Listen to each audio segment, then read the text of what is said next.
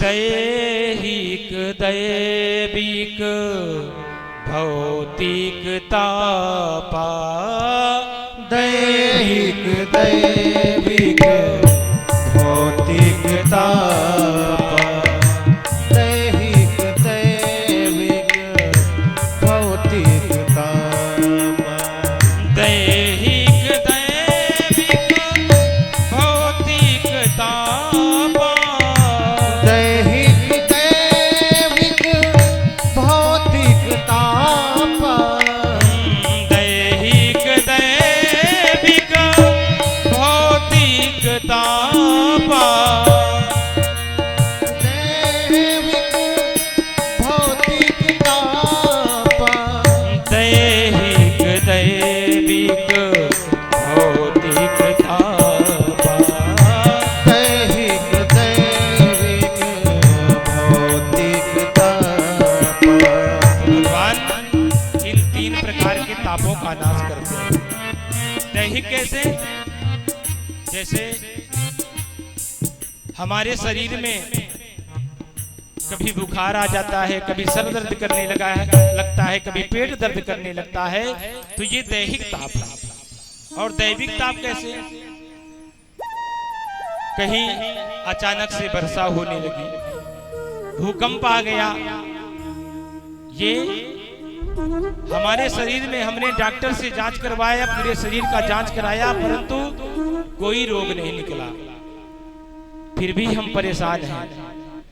तो वो दैवी ताप जो हमारे जीवन में शनि राहु केतु मंगल का प्रभाव पड़ता है, वे दैविक ताप जिससे शरीर को पीड़ा होती है। और भौतिक ताप जब भगवान इस संसार को अपने में विलय कर लेते हैं, ओलावृष्टि हो जाना, कहीं भूकंप आ जाना, कहीं बाढ़ आ जाना, ये सब भौतिक ताप के अंतर्गत आता है। तो इन सब का समन करने वाले श्री कृष्ण भगवान को हम सब ही मिलकर प्रणाम करते हैं।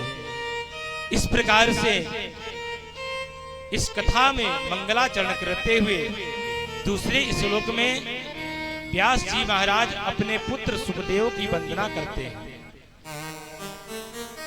यम प्रव्रजन्तमनुपेतमपेत कृत्यं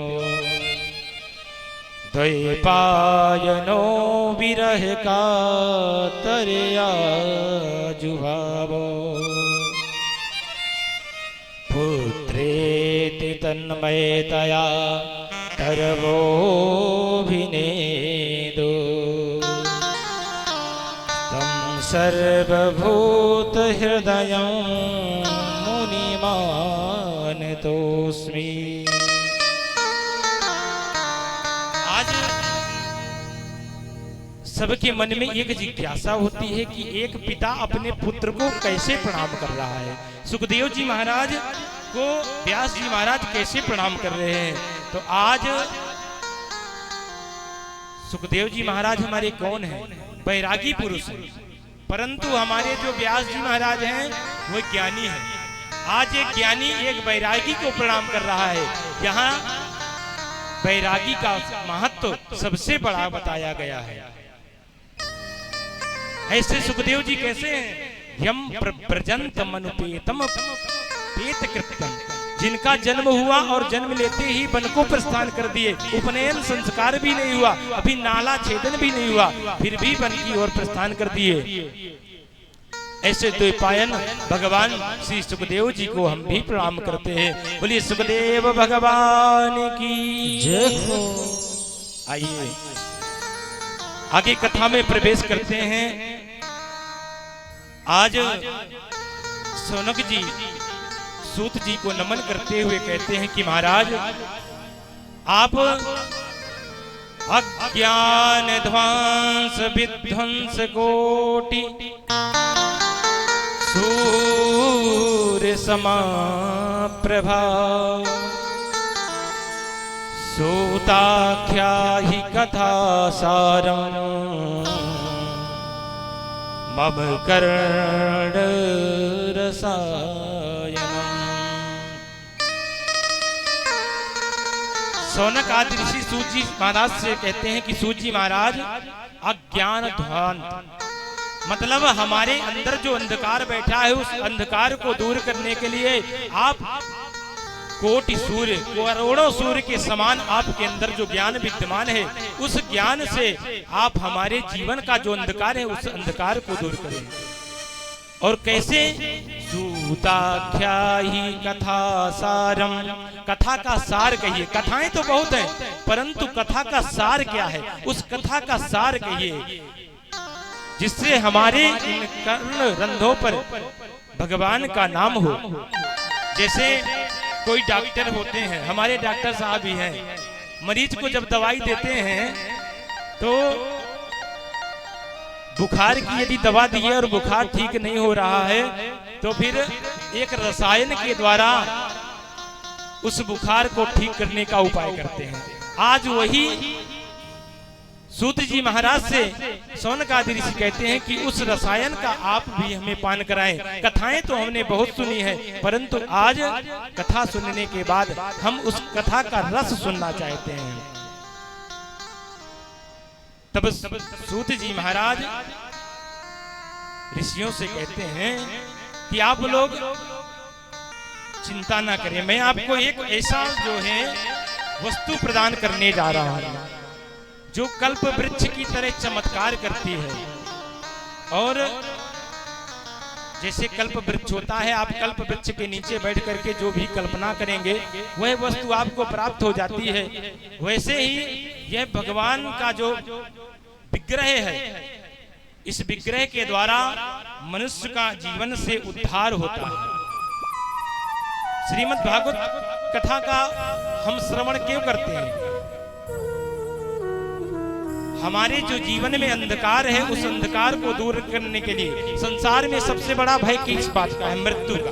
और उस मृत्यु से दूर भय को दूर करने के लिए ही यह श्रीमद् भागवत सप्ताह ज्ञान यज्ञ मनुष्य को सुनाया जाता है, जो बड़े बड़े योगियों को भी दुर्लभ है, ऋषि मुनियों को, संतों को भी यह साधारण से भगवान की कथा श्रवण करने को नहीं मिलती है। तब सूत जी महाराज कहते हैं कि गुरु कृपा के प्रसाद से आज सूत जी महाराज कहते हैं आप लोग सावधान होकर के सुने। इस संसार में मृत्यु को भय दूर करने के लिए काल ब्याल मुख ग्रास त्रास निर्णास हेतवे श्रीमद् भागवतम शास्त्रम कलौ के रेण भासितम। इस मृत्यु के भय से मुक्त करने के लिए सूत जी महाराज कहते हैं कि तोता होता है वह बहुत मीठा बोलता है, परंतु सुखदेव जी महाराज इस जगत में कल्याणकारी भगवत स्वरूपी इस ज्ञान को प्रदान करते हैं। एक बार की बात है कि जब सुखदेव जी महाराज राजा परीक्षित को कथा सुना रहे होते हैं, तब सौनक आदि ऋषियों ने कहा महाराज राजा परीक्षित को कथा सुखदेव जी महाराज सुनाते हैं, कैसे? तो सूत जी कहते हैं कि ऋषियों, राजा परीक्षित को 7 दिन में मरने का श्राप लगा। तब उस कथा को श्रवण कराने के लिए स्वयं नारायण का स्वरूप लेकर के सुखदेव जी महाराज राजा परीक्षित के सामने प्रकट होते हैं और राजा परीक्षित को वह भगवान की कथा सुनाने के लिए जब आते हैं तो देवता गण देखते हैं कि राजा परीक्षित को आज इस अमृत का पान कराने जा रहे हैं, तो वो स्वयं अमृत का कलश लेकर के राजा परीक्षित के पास पहुंचते हैं और सुखदेव जी महाराज से कहते हैं कि महाराज आप इस अमृत को राजा परीक्षित को पिला दीजिए और इस अमृतमय कथा को आप हमें श्रवण करा दीजिए। क्यों? राजा परीक्षित की मृत्यु नहीं होगी। तब सुखदेव जी महाराज जोर जोर से हंसने लगे। आज तुम मुझे कांच का टुकड़ा दे करके और मणि लेना चाहते हो?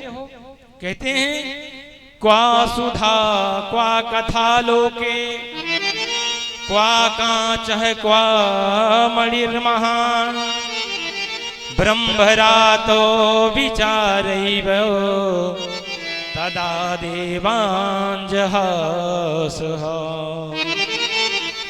अभक्ताश्च भक्ताश्च विज्ञाय न ददौ सा कथामृतम् श्रीमद्भगवती वार्ता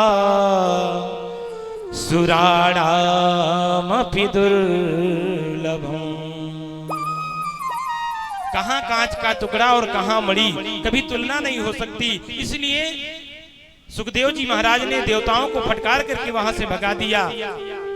कहा तुम लोग इस कथा का पान करने के अधिकारी नहीं हो। कथा का पान कौन कर सकता है? निर्मल मन जन सो मोहि पावा।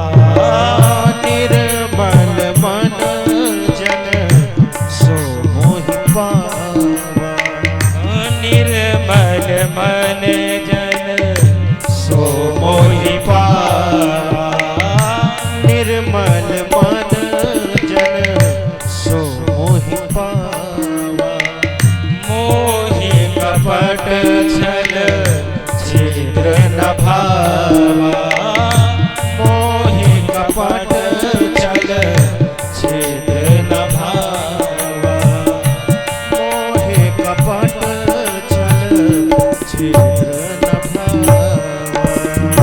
सूत जी कहते हैं कि जिन जीवों का यह मन निर्मल होता है, भगवान की कथा उन्हीं को श्रवण करने को प्राप्त होती है। यह श्रीमद् भागवत की कथा देव दुर्लभ है, देवताओं को भी आसानी से प्राप्त नहीं होती। इसलिए आज हमें सबको यह श्रीमद् भागवत सप्ताह ज्ञान यज्ञ श्रवण करने को मिल रहा है। फिर इसके बाद क्या कहते हैं कि यह जो कथामृत है यह कैसा है? हमारे जीवन में जो कलमश उत्पन्न है उस कलमश को दूर करने वाली है।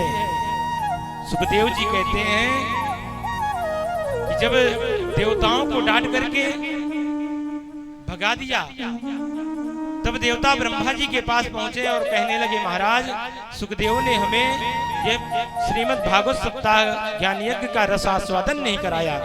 तो ब्रह्मा जी कहने लगे कि आप लोग चिंता क्यों करते हैं? 7 दिन तक राजा परीक्षित को भगवान सुखदेव जब कथा सुनाएंगे उसके बाद पता चल जाएगा कि यह कथा श्रेष्ठ है कि हमारा अमृत श्रेष्ठ है। तब ब्रह्मा जी 7 दिन तक इंतजार करते हैं और जब 7 दिन तक राजा परीक्षित को सुखदेव जी महाराज कथा सुनाते हैं और 7वें दिन परीक्षित का मोक्ष होता है तब ब्रह्मा जी आश्चर्य में पड़ जाते हैं। कैसे? राज्ञो मोक्षं तथा वीक्ष्य पुराधातापि विस्मितः सत्यलोके तुलाबद्ध्वा तोलयत साधनान्यजः। ब्रह्मा जी महाराज एक तराजू मंगा करके तराजू के एक पलड़े पर श्रीमद् भागवत को रखते हैं और एक पलड़े पर अमृत को रखते हैं और सारे ग्रंथों को रखते हैं, परंतु जो श्रीमद् भागवत का पलड़ा है वह ऊपर नहीं उठता। तब आश्चर्य में पड़ जाते हैं ब्रह्मा जी कि यह भागवत की तुलना अन्य धर्म शास्त्रों के आधार पर भागवत सबसे सर्वश्रेष्ठ है। और भगवान ब्रह्मा भी सारे देवताओं के साथ उस श्रीमद् भागवत सप्ताह को प्रणाम करते हैं। आज वही साक्षात भगवान कृष्ण का विग्रह है। इस संसार में प्राणियों की कलमश को दूर करने के लिए श्री सुखदेव जी के माध्यम से हम सभी को श्रवण करने को मिल रहा है। एक बार की बात है कि नारद जी महाराज अपनी वीणा पर तान लेकर के और भ्रमण कर रहे थे। भ्रमण करते करते एक विशालापुरी अर्थात बद्रीनाथ आश्रम में पहुंचे। एकदा ही विशालायां चत्वारि ऋषयो मलाः सत्संगार्थं समायाता ददृशु तत्र नारदम्। एक बार सनत सनंदन सनातन सनत कुमार चारों भाई सत्संग की इच्छा से भ्रमण करते करते बद्रीनाथ आश्रम में पहुंचे और वहां क्या देखते हैं कि नारद जी महाराज चले आ रहे हैं। तो नारद जी महाराज को देख करके बहुत प्रसन्न होते हैं कि आज भगवत चर्चा करने को मिलेगी, क्योंकि भगवत संत आ रहे हैं, भगवान के गुणानुवाद करने वाले नारद जी महाराज आ रहे हैं। परंतु जैसे ही सनकादियों के पास नारद जी पहुंचते हैं तो सनकादी क्या देखते हैं कि नारद जी के चेहरे पर आज चिंता दिखाई दे रही है। तब सनकादी नारद जी से कहने लगते हैं कि जिस मुख में हमेशा प्रसन्नता रहती है आज उस मुख पर मलिनता क्यों है। कथम ब्रह्मन् दीन मुखा कुतश्चिंता तुरो भवान् त्वरितं गम्यते कुत्र कुतश्चागमनं तव। नारद जी महाराज आपके चेहरे पर यह मलिनता कैसी है, जैसे किसी कृपण का धन चोरी हो गया हो। परंतु आप तो संत हैं, संतों के पास कौन सा धन है, भगवान का नाम और उसके अलावा कोई धन है नहीं। तो आपका धन ऐसा धन है कि जिसको कोई चुरा भी नहीं सकता है, भगवत नाम का धन जिसको कोई चुरा नहीं सकता। तब नारद जी महाराज कहते हैं, चारों भाइयों को प्रणाम किया। महाराज प्रणाम करने के बाद कहते हैं कि पुष्करम चा प्रयागम चा काशीं गोदावरीं तथा हरिक्षेत्रम कुरुक्षेत्रम श्रीरंगम सेतुबंधनम् एवमादेषु तीर्थेषु भ्रममाडयितस्ततः।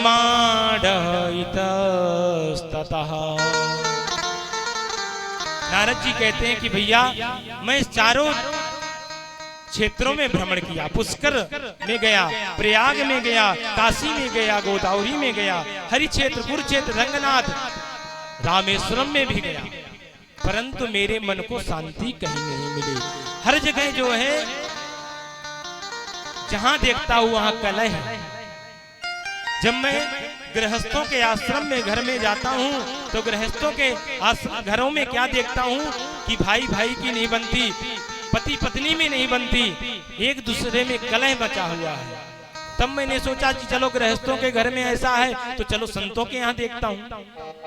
पर जब संतों के घर में जाता हूँ तो क्या देखता हूँ कि पाखंड निरतः संत, संत भी पाखंडी है। अपने आश्रम के सामने लिखाए हैं मौनी बाबा आश्रम, परंतु उनके यहाँ ऐसे मंत्रों की ध्वनि सुनाई दे रही है, बच्चों की किलकारियां गूंज रही हैं। जब देखता हूं कि ब्रह्मचारी जी महाराज और ब्रह्मचारी जी के महाराज के घर में सैकड़ों बच्चों खेल रहे हैं, तपसी धनवंत दरिद्र ग्रही कलि कौतुक जात न तात कही। बड़े बड़े संत महात्मा भी आजकल केवल धन के स्रोत में लगे हुए हैं और गृहस्थों के यहाँ तो उससे भी बुरी दयनीय स्थिति है। तरुणी प्रभुता गे श्याल को बुद्धिदायका कन्या विक्रयणो लोभात दंपतीनां च कलकनम्। आज पत्नी जी महारानी की सारी बातें घर में मानी जा रही हैं और माता पिता से कोई भी बात पूछ करके घर में काम नहीं किया जा रहा है। जो पत्नी महारानी सलाह देंगी या फिर सलाह लेना होगा तो ससुराल से साले साहब को बुलाया जाएगा, ना तो कोई पिताजी से पूछता है ना तो भाई से पूछता है। आजकल गृहस्थों की ऐसी दशा हो गई है। और महाराज कन्या विक्रयणो लोभात, आजकल मनुष्य इतने लालची हो गए हैं कि विवाह करने के लिए अगर लड़के को पढ़ा दिए, इंजीनियर बना दिए, डॉक्टर बना दिए तो करोड़ों में गणना करते हैं, महाराज हमने इतना खर्च किया पढ़ाई में, हमें इतना चाहिए। पहले समधि होते थे और आजकल समधि का मतलब होता है समान बुद्धि, जहां एक दूसरे की बुद्धि एक दूसरे से मिल जाए वही समधि होते थे। परंतु आजकल जहां सौदा पट जाए वही समधि। बड़ी दयनीय स्थिति है और घर में कोई एक दूसरे से वार्तालाप नहीं करता। कोपी वार्ता न पृच्छति गृहे, कोई भी एक दूसरे से नहीं पूछता वह हालचाल, सब अपने अपने मोबाइल में मस्त हैं। मोबाइल की जिंदगी जब से आई है तब से तो सब कुछ बर्बाद करके रख दिया है। ऐसे मृत्यु लोक में देख करके नारद जी का मन अशांत हो गया। तब नारद जी कहते हैं कि मैंने सोचा चलो मैं वृंदावन में चलता हूँ। जब श्री धाम वृंदावन में गया तो वृंदावन में क्या देखता हूँ, तत्राश्चर्यं मया दृष्टम श्रूयतां तन्मुनीश्वरा, एकदा तु तरुणी तत्र निषण्णा खिन्न मानसा। जब मैं वृंदावन में गया, नारद जी कहते हैं, तो मैंने देखा कि एक युवती अपने मन को दुखी करके बैठी हुई है और उसके सामने दो बुढ़े पड़े हुए हैं। बहुत सारी युवतियां उन बुढ़ों के ऊपर पंखा डाल रही हैं। तो मैंने देखा कि स्त्रियों का समाज है तो संतों का स्त्रियों के समाज में जाना उचित नहीं। तो मैं वहीं से जो है देख करके और जैसे ही मुड़ा तो मुड़ते ही मेरे को पीछे से आवाज देती है वो युवती, कहती है, भो भो साधो क्षणं तिष्ठ मच्चिन्ता विनाशय दर्शनम तव लोकस्य सर्वथा गहरं परम। अरे महाराज कहाँ भागे जा रहे हैं, थोड़ा सा रुकिए रुकिए। संतों का दर्शन मात्र ही जीव के सारे पाप ताप संताप नष्ट कर देता है और आप जैसे महान संत का दर्शन हुआ है। तो नारद जी वहीं पर खड़े हो जाते हैं और खड़े होकर के कहते हैं, देवी तुम कौन हो? तब वही कहती है कि हम भक्ति रीति ख्याता इमऊ में तनयऊ मतऊ ज्ञान वैराग्य नामानौ काल योगे न जर्जरौ। वह युवती हाथ जोड़ करके कहने लगती है, महाराज मैं भक्ति हूँ और ये जो मूर्छा में पड़े हुए हैं मेरे दो पुत्र ज्ञान और वैराग्य हैं। नारद जी आश्चर्य में पड़ गए। माता अभी युवती है और बच्चे बूढ़े हो गए। तो कहती है कि महाराज मैं इस पाप के भार से घूमते घूमते जब सारे संसार में इस वृंदावन में आई तब मेरे को नव यौवन प्राप्त हो गया, परंतु मेरे इन दोनों पुत्रों को ज्ञान वैराग्य को आज भी मूर्छा है। इस संसार में आप ही एक संत हैं, जो आपके संत का दर्शन हुआ आपके द्वारा ही मेरे बच्चों का कल्याण हो सकता है। आज नारद जी उस वृंदावन भूमि में कहते हैं कि यह धन्य है वह वृंदावन भूमि जहां आज भी भक्ति महारानी नृत्य कर रही हैं, परंतु ज्ञान और वैराग्य आज भी सुसुप्त अवस्था में है। आप वहां चले जाएं वृंदावन में तो हर व्यक्ति आपको राधे राधे राधे राधे कहता मिलेगा, परंतु जब आप मंदिर में जाते हैं ना तो इतनी भीड़ रहती है कि दर्शन करना मुश्किल हो जाता है महाराज। आज भक्ति का जो है साधन है, भक्ति का वह जो मंदिर है, वहां दर्शन करने की बजाय लोग पिकनिक मनाने के लिए जाते हैं और भीड़ इकट्ठा करते हैं। तब नारद जी ऐसी भक्ति की वाणी सुनकर के कहते हैं कि यत् फलम नास्ति तपसा न योगेन समाधिना तत्फलम लभते सम्यक् कलौ केशव कीर्तनात्। जो फल आज तपस्या करने से प्राप्त नहीं होता, भगवत भजन करने से प्राप्त नहीं होता, आज वही फल भगवान के नाम लेने से कलयुग में प्राप्त हो जाता है। गोस्वामी तुलसीदास जी ने लिखा है, कलयुग केवल हरिगुण गाहा गावत नर पावई भव था। इस संसार में, इस कलयुग में भगवान का नाम एक ऐसा है जो संसार के इस भवसागर से जीव का कल्याण करने वाला है। महाराज नारद जी आज बहुत सा प्रयत्न करते हैं उन दोनों के मूर्छा को दूर करने के लिए।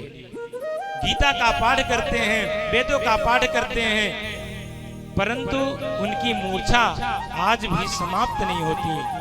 तब नारद जी जब ऐसी बात अपने चारों भाइयों को बताते हैं तो उन्होंने कहा, आप चिंता क्यों करते हैं? सनकादियों ने कहा, आप चिंता मत करें, हमारे पास एक छोटा सा उपाय है। कलयुग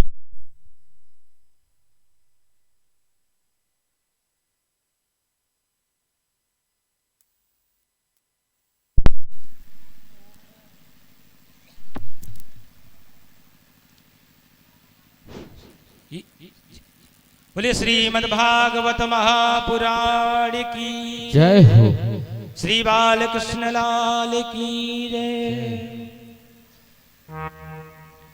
आज सनकादि चारों भाई नारद जी से कहते हैं कि आप चिंता मत करें, ये श्रीमद् भागवत सप्ताह ज्ञान यज्ञ आप उनको श्रवण कराएं, उनकी मूर्छा दूर हो जाएगी। तो नारद जी कहते हैं कि मैंने गीता का पाठ किया, वेदों का पाठ किया, परंतु उनकी मूर्छा नहीं गई। तो श्रीमद् भागवत सप्ताह ज्ञान यज्ञ तो उन्हीं वेदों का, उन्हीं शास्त्रों का सार है, तो ऐसे कैसे हो सकता है? तो सनकादि कहने लगे कि एक मान लीजिए ये श्रीमद् भागवत सप्ताह क्या है, भागवत कथा क्या है? एक कल्प वृक्ष की तरह है, और कल्प वृक्ष से आप जो भी कल्पना करते हैं तो वह आपको मिल जाती है। जैसे आम का वृक्ष है, और आम के वृक्ष को यदि खाया जाए तो वह स्वाद आम के वृक्ष में नहीं है, जो उसके फल में है रस, उसके रस में जो आनंद है। इसलिए यह श्रीमद् भागवत सप्ताह करने से उनकी मूर्छा दूर हो जाएगी। आज चारों सनकादि नारद जी को लेकर के हरिद्वार की पावन गंगा के तट पर आते हैं और वहां पर श्रीमद् भागवत कथा का रसपान कराने लगते हैं। जैसे ही पहले दिन की कथा होती है तो भक्ति महारानी अपने दोनों बेटों के साथ उन चारों भाइयों के और नारद जी के बीच में प्रकट हो जाती है और भजन करने लगती है। जयति जगति माया यस्य काया धवस्ते वचन रचन में कं केवलम चाकिलय्य ध्रुवपदमपि यातो यत्कृपातो ध्रुवोऽयम् सकल कुशल पात्रं ब्रह्मपुत्रं नतास्मि। आज भगवान के चरणार बिंदों का गुणानुवाद करते हुए भक्ति महारानी वहां पर प्रकट हो जाती है और ताथा थैया करने लगती है। हो ब्रज के नंद लाला श्री राधा जो के सांवरिया सब दुख दूर हुए जब तेरा नाम लिया। ओ ब्रज के नंद लाला श्री राधा जो के सांवरिया सब दुख दूर हुए जब तेरा नाम लिया।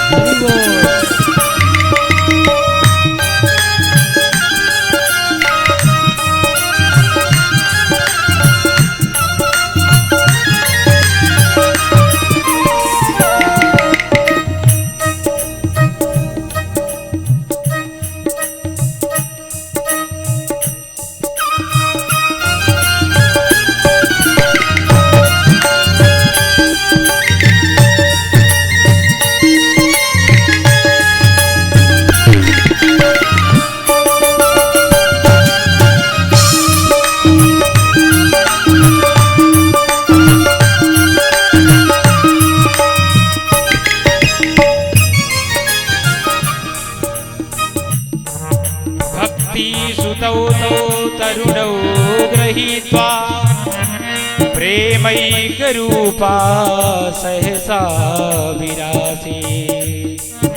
श्रीकृष्ण गोविंद हरे मुरारे आथेति नामानि मुहुर्वदन्ति। कृष्ण गोविंद हरे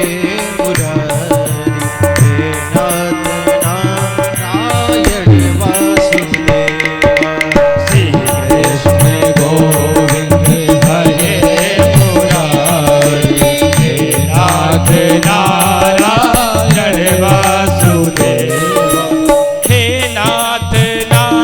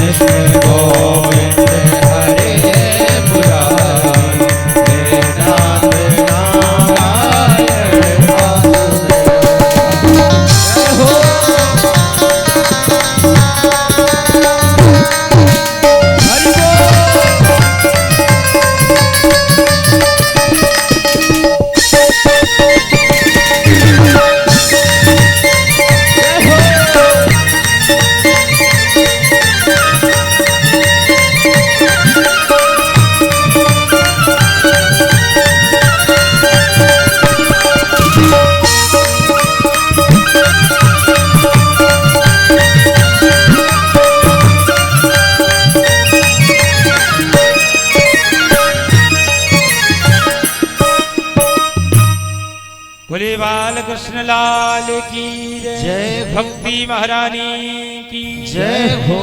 आज भक्ति महारानी अपने दोनों पुत्र ज्ञान वैराग्य के साथ ताता थैया करते हुए, और जब दोनों की मूर्छा दूर हो जाती है तो नारद जी महाराज से भक्ति महारानी कहती है कि महाराज आज मैं धन्य हो गई, आज इस श्रीमद् भागवत सप्ताह श्रवण करने से मेरे दोनों पुत्रों की मूर्छा दूर हो गई। और प्रणाम करके वहीं से भक्ति महारानी आज भक्तों के हृदय में विराजमान हो जाती है। जब भी हम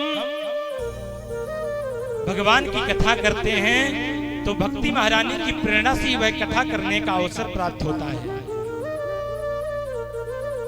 वैसे ही आज जब भक्ति महारानी भगवान के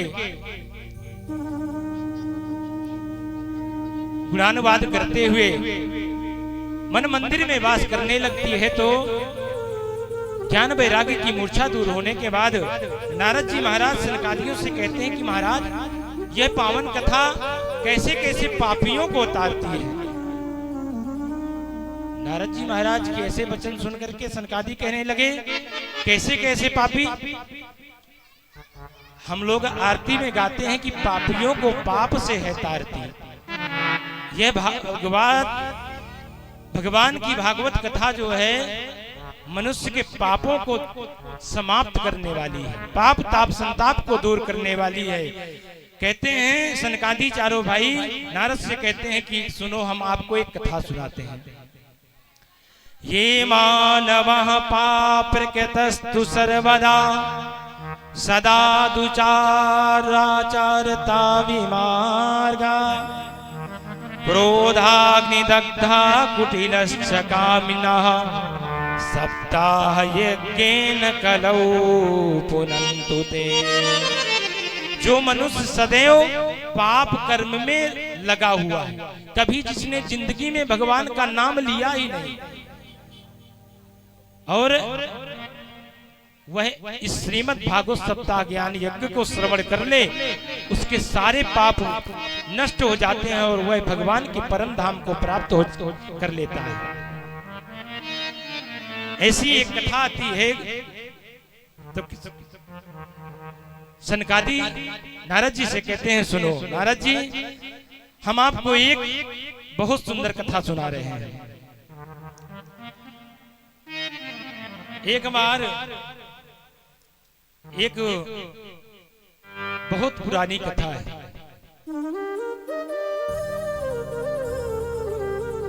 एक सुंदर नदी का किनारा था, तुंगभद्रा नदी। उस नदी के किनारे पर एक गांव था। उस गांव में पंडित जी रहते थे। पंडित जी महाराज बहुत बड़े ज्ञानी थे। उनको द्वितीय भास्कर की संज्ञा दी जाती थी, अर्थात दूसरे सूर्य के रूप में उनको माना जाता था। और वह पंडित जी अपनी जीविका इस पौरोहित्य कर्म से ही चलाते थे। परंतु उनकी जो धर्म पत्नी थी वह पंडित जी के विपरीत थी, और जिनका नाम था धुंधली देवी। पतिदेव जितने विद्वान थे, पत्नी उतनी ही दुष्ट थी और कलह प्रिया थी। यहाँ पर लोक वार्ता रता क्रूरा प्रायसो बहुजल्पिका क्रूरा सा ग्रहित कृत्येषु कृपणा कलह प्रिया। कहते हैं बहुत झगड़ालू थी, जहाँ झगड़ा नहीं होता था वह लाठी करवा देती थी। आज पंडित जी उसी पत्नी के साथ गृहस्थ जीवन कर रहे, यापन कर रहे थे। तो पंडित जी के कोई संतान नहीं थी। पंडित जी इस बात से दुखी होकर के एक दिन एक जंगल में चले जाते हैं और जंगल में बैठ कर के रोने लगते हैं। तब वहां से एक संत महापुरुष निकलते हैं। संत का स्वभाव दयालु होता है। जब पंडित जी को रोते हुए संत भगवान देखते हैं तो पंडित जी के पास पहुंचते हैं। कथम रोदसी विप्रतम काते चिंता बलीयसी बदतम सत्वरम मह्यम स्वस्य दुःखस्य कारणम। संत जी ने कहा भाई तुम क्यों रो रहे हो, कौन सी चिंता सता रही है।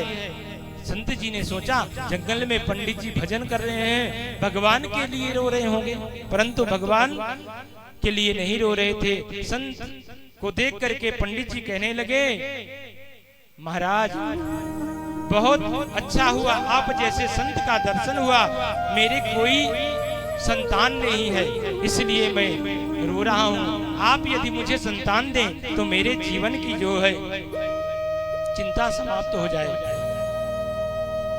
संत भगवान अपना माथा पटकने लगे। हम तो सोचे पंडित जी आज भगवत भजन के लिए रो रहे हैं, भगवान को पाने के लिए रो रहे हैं।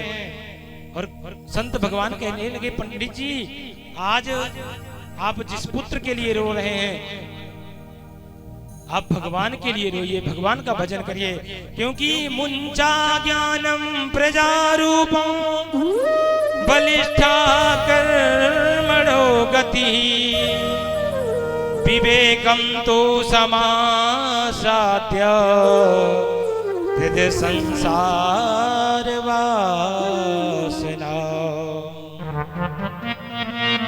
इन संसार की वासनाओं में कुछ नहीं रखा। पुत्र यदि कुपुत्र हो जाए, महाराज राजा सगर के 60,000 पुत्र थे, परंतु 60,000 पुत्रों में कोई भी पुत्र राजा सगर को मुक्ति नहीं दिला पाया। इसलिए आप पुत्र मोह छोड़ दीजिए, भगवान का भजन करिए। और पंडित जी ने जब यह बात सुनी तो पंडित जी रोने लगे और जोर जोर से। तब संत भगवान कहते हैं कि आप रोइए मत, आपके मस्तक की रेखा देख करके मैं देख रहा हूं कि 7 जन्म तक आपके जीवन में संतान का योग नहीं है। तो पंडित जी और जोर जोर से रोने लगे। महाराज मैं तो 1 जन्म के लिए ही रो रहा था, अब आपने तो मुझे 7 जन्मों तक रोने के लिए बता दिया कि मेरे 7 जन्म तक संतान नहीं है। तो पंडित जी रोते रोते पत्थर पर अपने सर को पटक दिए। संत भगवान सोचने लगे, आज हम कहाँ आए थे और हमारे सामने यदि इन पंडित जी ने अपने देह का त्याग कर दिया तो हमें बहुत बड़ा पाप होगा। आज पंडित जी को बहुत समझाया और अपनी झोली से एक फल निकाल करके महाराज पंडित जी को संत भगवान देते हैं। कहते हैं इस फल को ले जाकर के आप अपनी पत्नी को खिलाइए, इससे आपको निश्चित ही संतान प्राप्त होगी। पंडित जी ने जैसे ही उस फल को पाया, संत भगवान को प्रणाम किया, वहां से दौड़ते हुए सीधे अपनी पत्नी के पास पहुंचे और जोर जोर से आवाज करने लगे, देवी कहां पर हैं, तुरंत आए।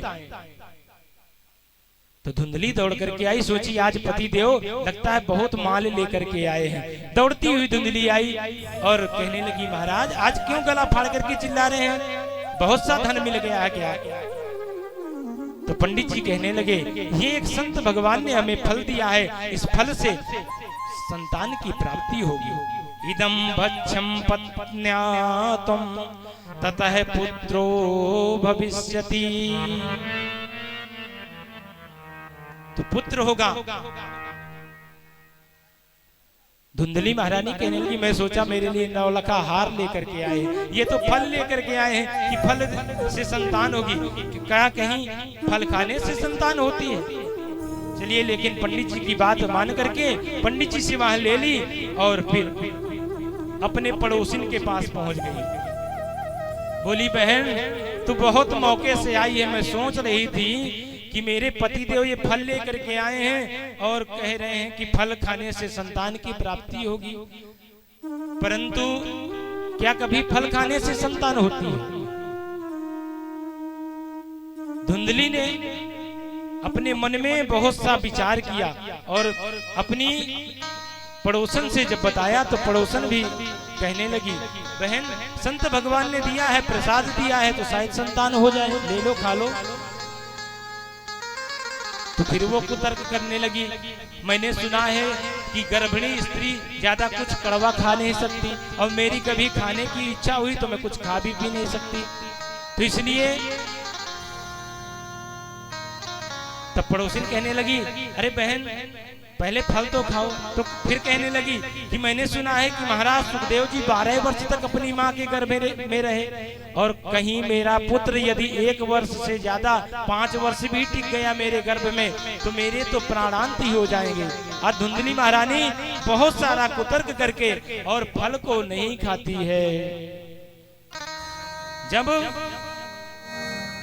एवं कुतर्क योगेन तत्फलम नैव भक्षितम, उसने फल को नहीं खाया, उतने में उसकी बहन आ जाती है और बहन कहती है कि आज तुमने बहुत सुंदर निर्णय लिया है, इस बार मैं गर्भिणी हूँ, मेरा जो पुत्र होगा उस पुत्र को तुम ले लेना और अपने पति देव से कह दो कि मैंने फल का भक्षण कर लिया है और इस फल को अपने गौ माता को खिला दो।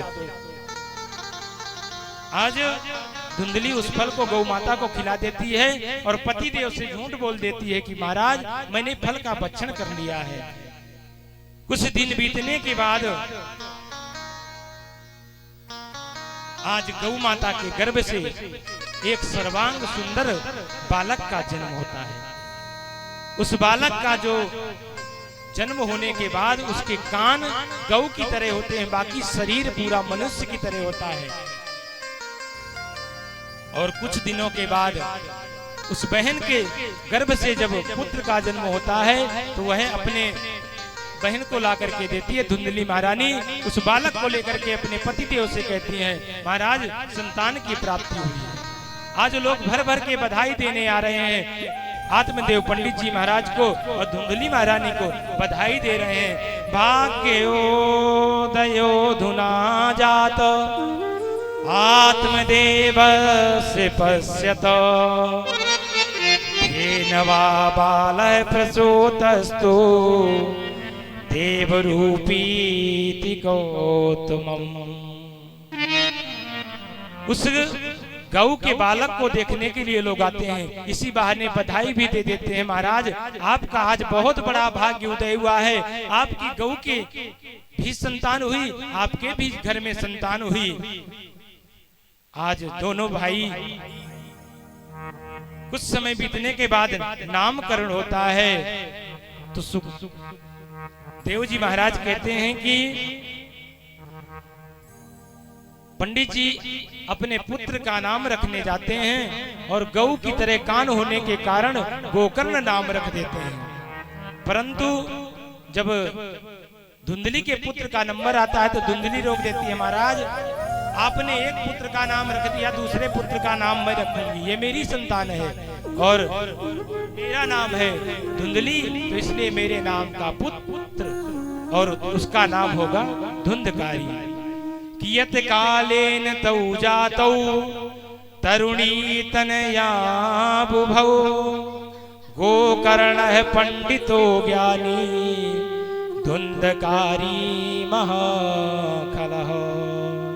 महाराज गोकर्ण जी तो महान पंडित हुए परंतु धुंधकारी जो है महान दुष्टात्मा हुआ। आज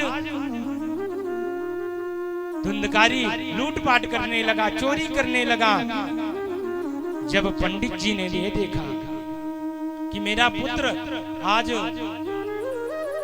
ऐसी स्थिति में हो गया है तो गोकर्ण जी महाराज वहां से चले जाते हैं और आत्मदेव पंडित जी आज अपने शरीर का त्याग करने के लिए जाते हैं। तब गोकर्ण जी महाराज समझाते हैं पिताजी इस संसार में दुख ही दुख है, यह संसार का नाम ही दुख है, इसलिए इस बंधन में पड़ा हुआ मनुष्य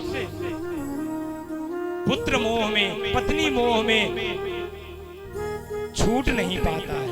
और यह जो शरीर है ये शरीर कैसा है, देहे स्थिता मांसुरुधुरे विमतिं त्यजत्वं जाया सुतादिषु सदा ममतां विमुञ्च पश्यानिशं जगदिदं क्षणभङ्गनिष्ठं वैराग्यरागरसिको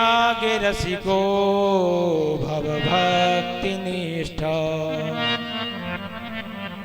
धर्मं भजस्व सततं त्यज लोक धर्मान् सेवस्य साधु पुरुषान् जहि काम तृष्णा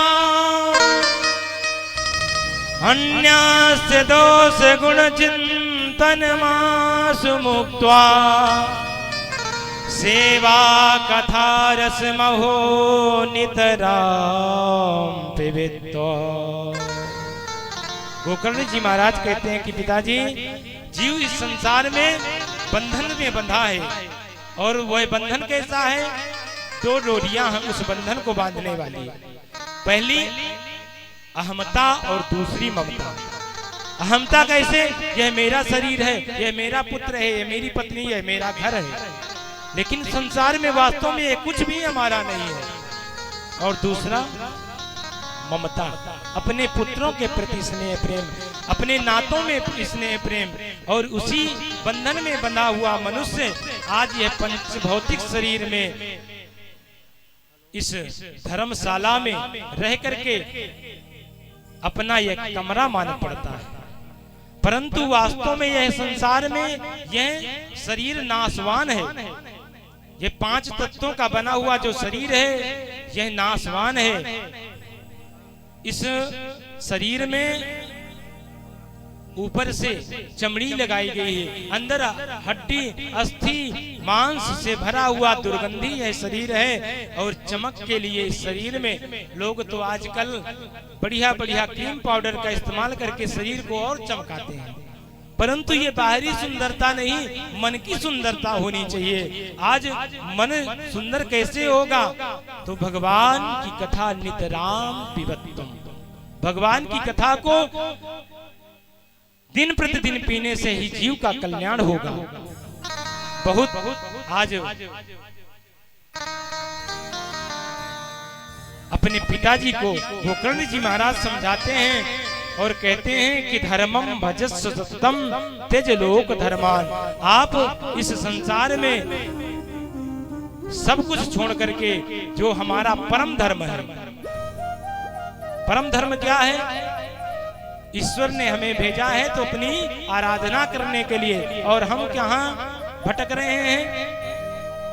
संसार में। इसलिए साधु पुरुषों की संगत करना चाहिए। संतों की संगत से ही रंगत आती है जीवन में, परंतु महाराज आजकल संत मिलते कहाँ हैं? तब अभी जब माता देवहूति को कपिल भगवान कथा सुनाते हैं, तब उस समय संत की परिभाषा बताते हैं। तितिच्छवः कारुणिकः, अर्थात जिसके मन में दूसरे के प्रति कोई ईर्ष्या न हो, जिसका मन में करुणा हो समस्त जीव के प्रति, ऐसे उस जीव के द्वारा, उस संत के द्वारा ही जीव का कल्याण होता है। ऐसे साधु संतों की सेवा करते हुए आज आत्मदेव जी महाराज जंगल की ओर प्रस्थान कर जाते हैं, और वहीं भगवान के नाम का निरंतर गुणानुवाद करते हुए अपने देह को त्याग देते हैं। इधर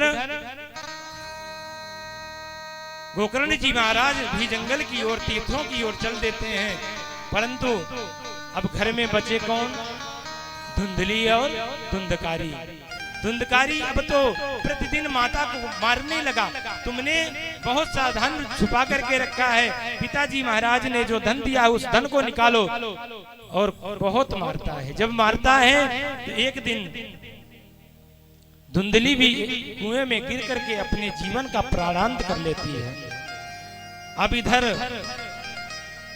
जब धुंधली भी समाप्त हो जाती है तो महाराज धुंधकारी बचा। धुंधकारी 5-5 वैश्यों को रख लिया और वैश्यों के साथ गमन करने लगा। दिन में चोरी करता, रात में डाका डालता, परंतु रात दिन चोरी कर करके वह धन इकट्ठा करता। धीरे धीरे उसका शरीर जर्जर होने लगा। तब वैश्याओं ने देखा कि यह आगे चल करके हमारे किसी काम का नहीं है, तो वैश्याओं ने रात में उस धुंधकारी को काट के टुकड़े टुकड़े कर करके उसके जीवन का प्राणांत कर दिया। जब प्राणांत हो जाता है तो धुंधकारी एक भयंकर प्रेत बनता है। आज गोकर्ण जी महाराज घूमते घूमते जब अपने गांव में प्रवेश करते हैं, घर में आते हैं और अपने घर में आज रात में विश्राम करते हैं, तो रात में क्या देखते हैं कि एक जीव कभी छोटा सा आकार लेता है, कभी बहुत बड़ा आकार ले लेता है और बार बार भेष बदल करके आवाजें बदल बदल करके निकालता है। तो गोकर्ण जी महाराज अपने कमंडल से जल कर लेकर के और मंत्र पढ़ करके जैसे उस जल को प्रोक्षण करते हैं महाराज, एक प्रेत आत्मा बोल पड़ता है, अहम भ्राता तो दियोस्मि धुंधकारी नामतः स्वकीयेनैव दोषेण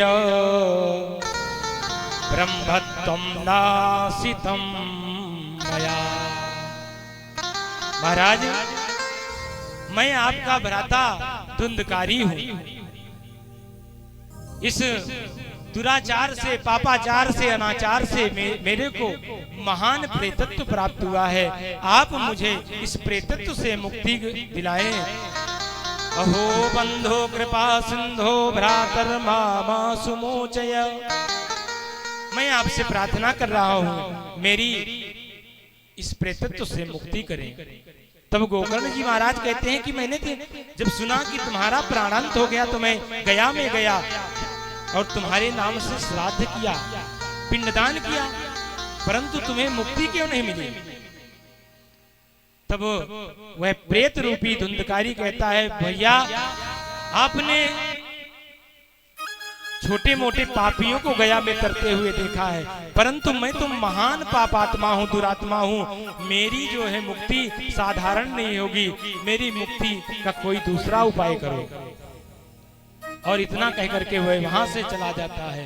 तब गोकर्ण जी महाराज रात भर नहीं सोते, चिंता में लगे रहते हैं और प्रातः काल होते ही स्नान ध्यान करके भगवान सूर्य नारायण को अर्घ देते हैं और सूर्य नारायण को अर्घ देते हुए कहते हैं कि तुभ्यं नमो जगत साक्षिण ब्रूहि में मुक्ति हेतुकम।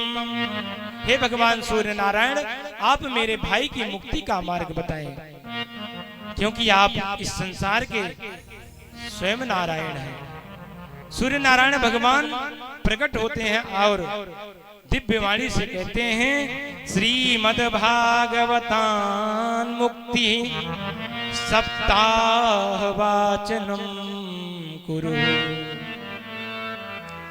हे गोकर्ण जी महाराज, श्रीमद् भागवत सप्ताह ज्ञान यज्ञ का आप आयोजन करें, उससे आपके भाई की मुक्ति होगी, क्योंकि यह वैष्णव का परम धन है और इस कथा को श्रवण करने से संसार में मुक्ति मिलती है। तब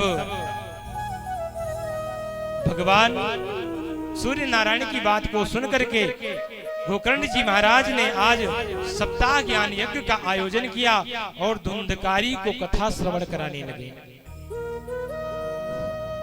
जब धुंधकारी को कथा सुनाने लगे तो कथा सुनाते समय जब धुंधकारी बैठता कथा के बीच में, तो भगवान वरुण देव जब हवा का झोंका मारते तो धुंधकारी इधर से उड़ करके उधर चला जाता, उधर से उड़ करके इधर चला जाता।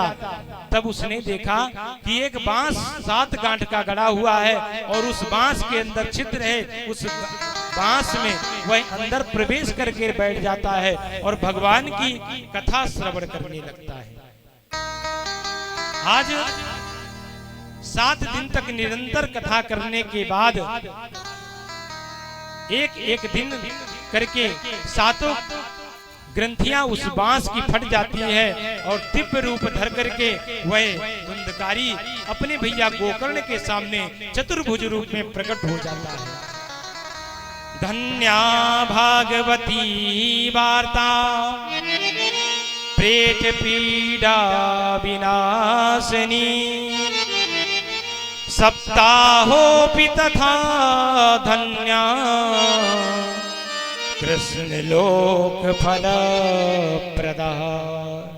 धन्य है यह भगवत श्रीमद् भागवत ज्ञान यज्ञ, भगवान की यह चर्चा जो प्रेत को, भयंकर प्रेत को भी उस पीड़ा से मुक्ति दिला देती है। और बार बार अपने भैया को प्रणाम करते हैं और एक दिव्य विमान प्रकट होता है। उस दिव्य विमान में धुंधकारी भगवान के पार्षदों के साथ बैठ जाता है। तब गोकर्ण जी महाराज कहते हैं कि यह आश्चर्य कैसा है, कथा तो सबने श्रवण की परंतु एक ही विमान आया, वो भी धुंधकारी के लिए। तब भगवान के दूत कहते हैं कि ये कथा श्रवण करने का जो फल है, कथा तो बहुत सारे लोग सुनते हैं, यहाँ जो सामने बैठे हैं वो भी सुन रहे हैं, परंतु मन कहीं दूसरी जगह है, किसी का मोबाइल में है, किसी का वृंदावन में है, किसी का दिल्ली में है, मन घूम रहा है, भ्रमण कर रहा है। तो कथा जब मन से सुनी जाती है उस जीव का कल्याण होता है। भगवान, कुछ लोग आजकल कहने लगे हैं कि महाराज कथा सुनने के बाद आदमी मर जाता है, ये उनकी अज्ञानता है। भगवान की कथा श्रवण करने के बाद मुक्ति होती है, जीव की मुक्ति। अभी देखिए भयंकर प्रेत धुंधकारी की मुक्ति भगवान की कथा श्रवण करने से हुई। तो भगवान की कथा श्रवण करने से जो मन से सुनता है उसकी इस संसार से मुक्ति होती है, ना कि जीव मरता है। यह भागवत कथा इस संसार में जो है वो जीव को मुक्त करने के लिए, इस परम धाम भगवान का शाश्वत धाम देने के लिए है। इस बार गोकर्ण जी महाराज ने पुनः श्रीमद् भागवत सप्ताह ज्ञान यज्ञ का आयोजन किया और उस ज्ञान यज्ञ में जब 7 दिन तक निरंतर कथा चली तो जितने श्रोता विद्यमान थे सारे श्रोताओं के लिए अलग अलग विमान आया। सबने प्रेम पूर्वक वह भगवान की कथा का रसपान किया और सारे उस विमान में बैठ करके भगवान के शाश्वत धाम को गए। जैसे भगवान राम जब लीला संभरण करके अयोध्या से अपने धाम को गमन किए तब सारे अयोध्यावासी भगवान के साथ चले गए थे, वैसे ही आज गोकर्ण जी महाराज के द्वारा उस कथा को श्रवण करने के सारे जो कथा श्रोता थे भगवान के शाश्वत धाम को प्राप्त किए। आज वही दुर्लभ कथा हम आपको श्रवण करने के लिए मिल रही है। धन्य है यह त्रिपाठी परिवार जहां पर आज यह भागवत की कथा का प्रथम दिवस, जिसकी महात्म्य की कथा आज गोकर्ण जी के द्वारा और सूत जी महाराज के द्वारा सनकादि ऋषियों को सुनाई गई। बस 2 मिनट थोड़ा सा इस कथा का आयोजन कब करना चाहिए, कथा के नियम क्या हैं, थोड़ा सा 2 मिनट। भगवान कहते हैं कि इसमें भागवत में लिखा हुआ है कि भगवान की कथा को करने वाला ऐसा होना चाहिए। कथा वक्ता विरक्तो वैष्णवो विप्रो वेद शास्त्र विशुद्धिकृत दृष्टांत कुशलो धीरो वक्ता कार्योति निष्प्रिया। वक्ता कैसा होना चाहिए? विरक्तो। विरक्त का तात्पर्य क्या होता है? जो संत हो जाए, क्या वो विरक्त है? नहीं। इसी भागवत में एक श्लोक आया है, जब भगवान सुखदेव जी राजा परीक्षित को सुदामा चरित की कथा सुनाते हैं, तो सुदामा चरित की कथा सुनाते हुए भगवान कहते हैं कि भगवान का एक परम मित्र है। कौन? सुदामा। वह कैसा है? विरक्तो वैष्णवो विप्रो। विरक्त है, विरक्त इंद्रियार्थेषु प्रशांतात्मा जितेंद्रियः कृष्णस्यासीत् कथा सखा कश्चित् सुदामा ब्राह्मणो वित्तमः। भगवान का वह जो मित्र है वह कैसा? विरक्त है। परंतु क्या सुदामा जी के घर नहीं है? क्या बच्चे नहीं है? क्या पत्नी नहीं है? तो एक बार संतों में और गृहस्थों में इस बात को लेकर के झगड़ा हुआ कि महाराज गृहस्थों को यह कथा नहीं करनी चाहिए। इसमें लिखा है विरक्तो, संतों के लिए यह कथा है, संत महात्मा इस कथा को सुनाए। तो यह भागवत ही हमारा मार्गदर्शन करती है कि गृहस्थ भी इस कथा को कर सकते हैं। फिर दूसरा, वैष्णव दीक्षा से जो जिसने गुरु दीक्षा ली हो, वैष्णव हो, वैसे वैष्णव के द्वारा भगवान की कथा सुननी चाहिए। फिर तीसरा, विप्र हो, ब्राह्मण हो। देखिए, धुंधकारी भी ब्राह्मण था और गोकर्ण जी भी ब्राह्मण थे, लेकिन ब्राह्मण कैसा हो, जो अपने कर्मकांड में, अपने धर्म में लगा हुआ हो। आजकल ऐसे ब्राह्मण से कथा नहीं सुननी चाहिए जो धूम्रपान करता हो, मदिरा पान करता हो। वैसे भी ब्राह्मण से कथा सुनने के बाद कथा श्रोता की मुक्ति नहीं होती, बल्कि वह और पाप से लिप्त हो जाता है। और फिर चौथा, वेद शास्त्र, वेद शास्त्रों का ज्ञाता हो और जिसको शुद्ध अशुद्ध का ज्ञान है। फिर कहा कि जो दृष्टांत को अच्छी प्रकार से दिखा बता सके, कह सके, जिससे जो श्रोता है उस श्रोता के दिमाग में वह बात बैठ सके कि वह कथा क्या सुना रहा है, और अपने कार्य के प्रति उसकी जिम्मेदारी हो। ऐसे इस श्लोक के माध्यम से वक्ता के लक्षण बताए गए। और महाराज, अब श्रोता को क्या करना चाहिए? श्रोता के लिए बताया गया है कि भोजनम तु वरम मन्ये कथा श्रवण कार्यकम नोपवासो वरः प्रोक्तम कथा विघ्न करो यदि। पहले तो उपवास करें, जब उपवास से काम न चले तो घी पी करके कथा सुने, जब घी से काम ना चले तो दूध पी करके, जब दूध से भी काम ना चले तो फल का भक्षण करके, फलाहार, और जब फल खाने से भी काम ना चले तो भोजन करें। भोजन नम तु वरम मन्ये, भोजन के लिए मना नहीं किया गया। भोजन इतना मात्रा में करें कि आलस्य ना आए, शरीर में प्रमाद ना हो। भोजन करके कथा श्रवण करें, जिससे मन कथा में लगे। जिस प्रकार से कथा में मन लगे उस प्रकार से कथा श्रवण करें। कोई उपवास जरूरी नहीं है। ऐसा सुखदेव जी महाराज ने राजा परीक्षित को भी बताया, और व्यास जी महाराज ने इस ग्रंथ में ऐसा लिखा है। आज श्रोता समुदाय के बीच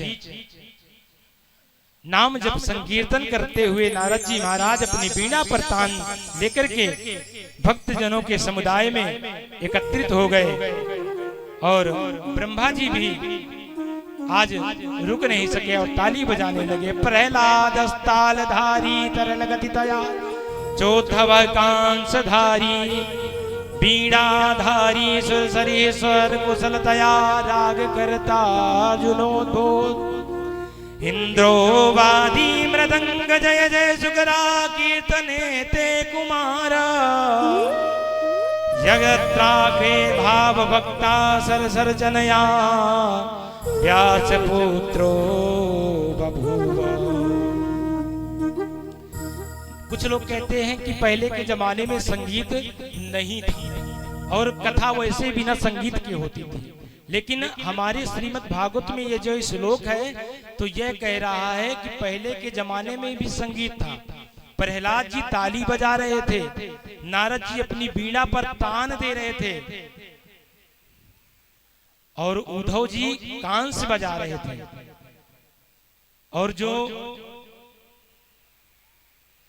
राग को छेड़ने वाले थे वह राग का आलापन कर रहे थे।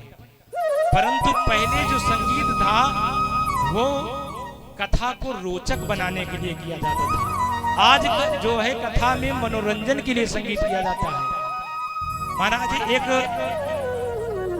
संत भगवान थे, एक गांव में कथा सुनाने गए और कथा सुना रहे थे। 7 दिन तक भगवान की एक पावन कथा हुई, परंतु इस कथा को श्रवण करने के लिए 2-4 लोग आते थे। और जिस दिन भंडारा हुआ तो उस दिन एक कार्यक्रम रखा गया महाराज। व्यास जी उस संत भगवान को भी रोक लिया गया, महाराज आज आप रुकिएगा। और उन संत जी को रोक करके रात्रि में भंडारा के बाद एक रमजनिया नाम की नृत्यिका थी, उसको बुलाया गया और उसने 2 घंटे मात्र नृत्य किया। 2 घंटे में उसने 14-15 हजार रुपए इकट्ठे किए और पंडित जी 1000 भी मुश्किल से इकट्ठा नहीं कर पाए। सुबह जैसे हुई, सुबह होते ही विदाई होने का कार्यक्रम आया। तो जब उस रमजनिया की विदाई करने के लिए सब लोग आए तो उस रमजनिया को 7000 दिया और महाराज पंडित जी ने 7 दिन कथा सुनाया, उनको 500 रुपए दिए। पंडित जी कहते हैं धन्य है भगवान की कथा, चमत्कार को नमस्कार है। ऐसे आइए आज की कथा को यहीं विश्राम करते हैं। बोले भागवत भगवान की जय हो। एक भजन के माध्यम से इस कथा को आज हम विश्राम करेंगे।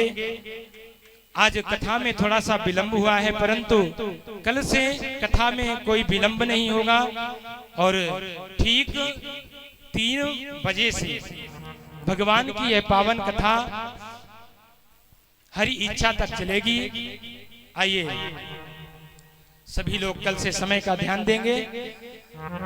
जहां ले चलोगे वही मैं चलूंगा।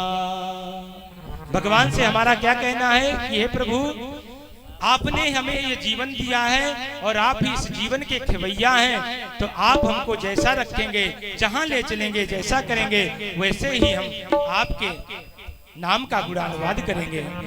अरे जहां ले चलोगे वही मैं चलूंगा।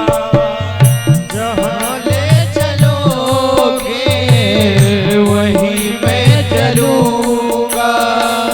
जहाँ ले चलोगे वही मैं चलूंगा। जहाँ ले चलोगे वही मैं चलूंगा। जहाँ नाथ रख दोगे, अरे जहाँ नाथ रख दोगे वहीं मैं रहूंगा। जहाँ ले चलोगे वहीं मैं चलूंगा। जहाँ ले चलोगे वहीं मैं चलूंगा। जहाँ ले चलोगे वहीं मैं चलूंगा। जय हो।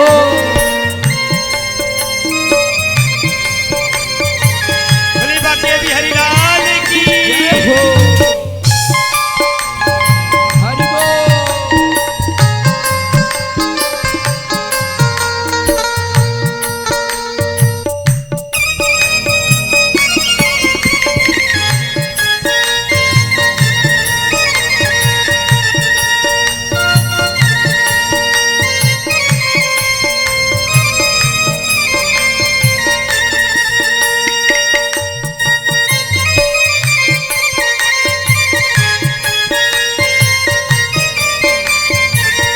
ये जीवन समर्पित चरण में तुम्हारे, तुम ही मेरे सर्वस, तुम ही प्राण प्यारे।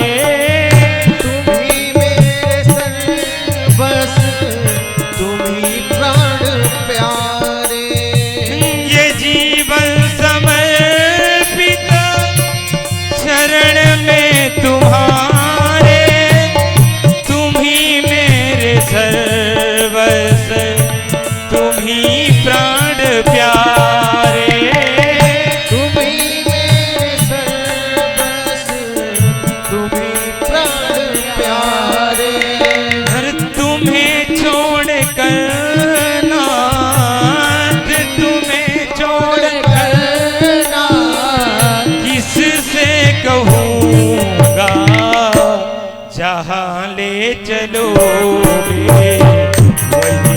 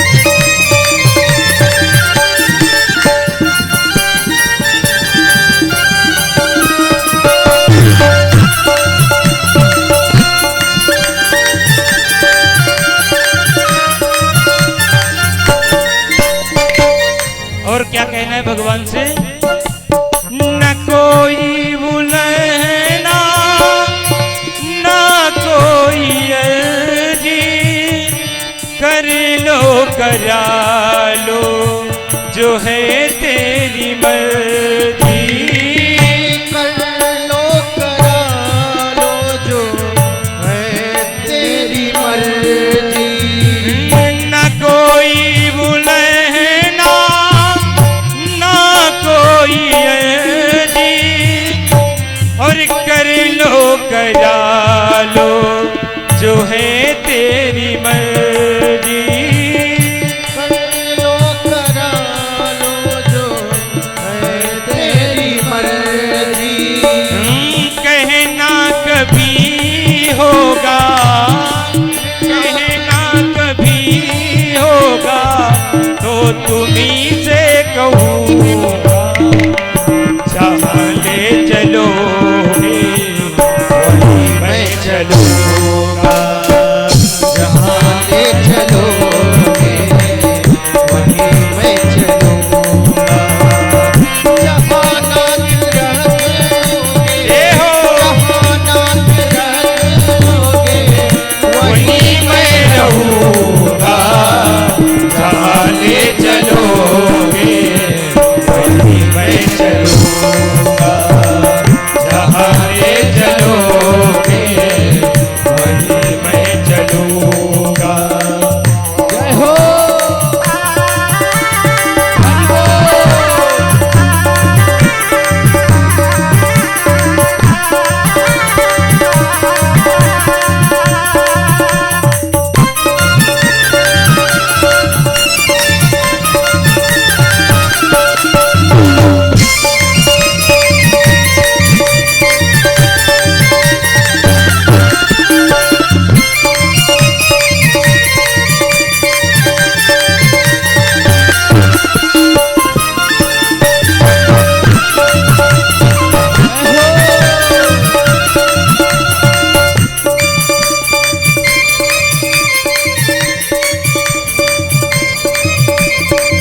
हरि बोल।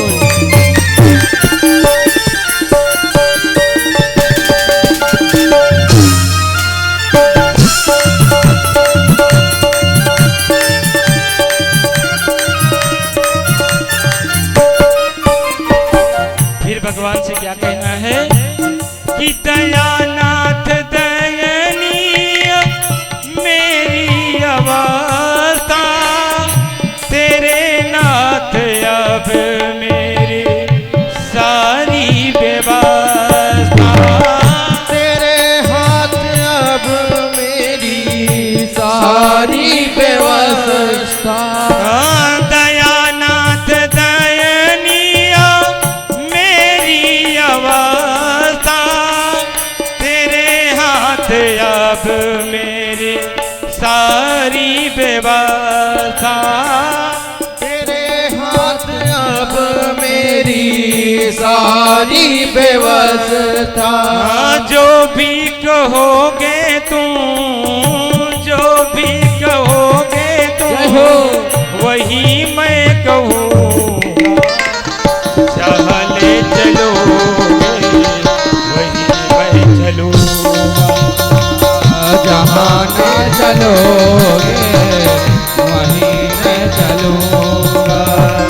जहाँ नाथ रख लोगे, जहाँ नाथ रख लोगे वहीं मैं रहूँगा, जहाँ ले चलोगे वहीं मैं चलूँगा, जहाँ ले चलोगे वहीं मैं चलूँगा, जहाँ ले चलोगे वहीं मैं चलूँगा। जय हो। बोले वाक्य बिहारी लाल की जय जय, हो। श्रीमद् भागवत महापुराण की जय हो। आइए सब लोग खड़ी हो जाएं, खड़े होकर के भगवान की आरती करेंगे। इस मंगलमय आरती के साथ आज की कथा का विश्राम होगा। ओम ज्वालामालिन्ये नमो नमः, रत्नेश्वरे नमो नमः। ओम इदगुं नवे व्रजननं मे असितसवेरगुं सर्वगणगुं सुतये आत्मजनि प्रजाजनि पशुजनि लोकचन्द्र भेदनि अग्नि प्रजा बहुला मे करोतुन्नं पयोरितोऽस्मासु दत्त। हे गोपाल कृष्ण करूं आरती तेरी, हे प्रियापति मैं करूं आरती तेरी। हे गोपाल कृष्ण करूं आरती तेरी, हे प्रियापति मैं करूं आरती तेरी। तुझ पे ओ कान्हा बलि बलि जाऊं, सांझ सवेरे तेरे गुण गाऊं, सांझ सवेरे तेरे गुण गाऊं, सांझ सवेरे तेरे गुण गाऊं। प्रेम में प्रेम में प्रेम में रंगी मैं रंगी भक्ति में तेरी। हे गोपाल कृष्ण करूं आरती तेरी, हे प्रियापति मैं करूं आरती तेरी। जय हो हरि बोल।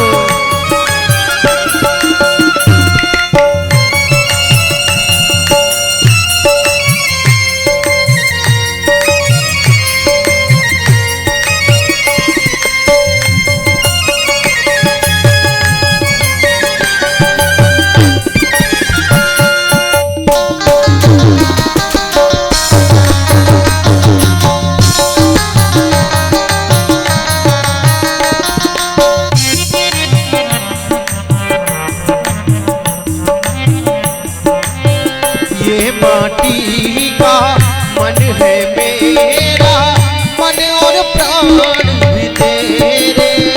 हाँ, मन और प्राण भी तेरे। ये माटी का कण है तेरा, मन और प्राण भी तेरे। हाँ, मन और प्राण भी तेरे।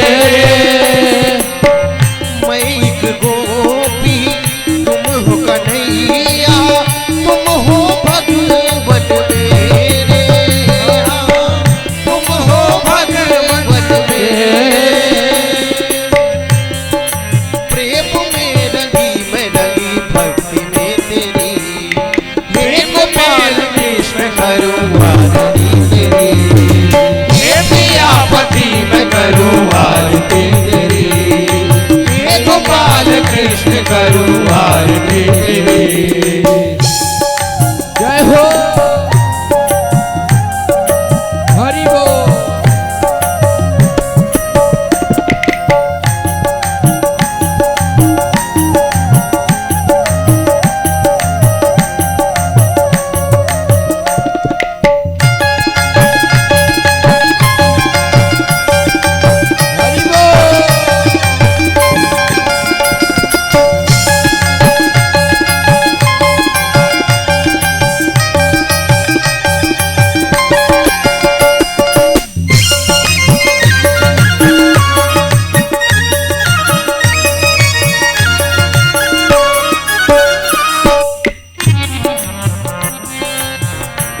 कान्हा तेरा रूप अनुपम मन को हरता जाए। हाँ, मन को हरता जाए, मन को हरता जाए।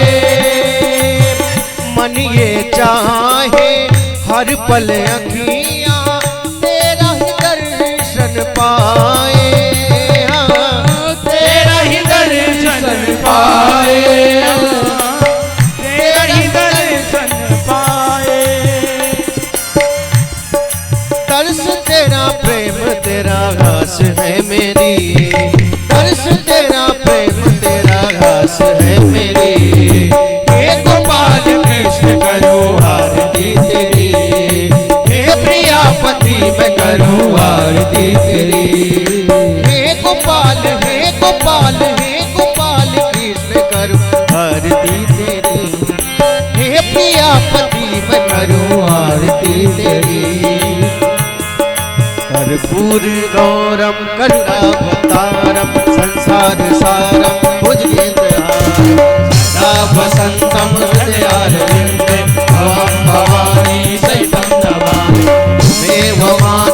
पिता त्वमेव त्वमेव बन्धु सखा त्वमेव त्वमेव विद्या द्रविडं त्वमेव त्वमेव सर्वं मम देव देव त्वमेव सर्वं मम देव देव हरे राम राम राम हरे हरे कृष्ण कृष्ण कृष्ण हरे हरे राम राम राम हरे हरे कृष्ण कृष्ण कृष्ण हरे हरे राम राम राम हरे हरे कृष्ण कृष्ण कृष्ण हरे हरे कृष्ण कृष्ण कृष्ण हरे हरे कृष्ण कृष्ण कृष्ण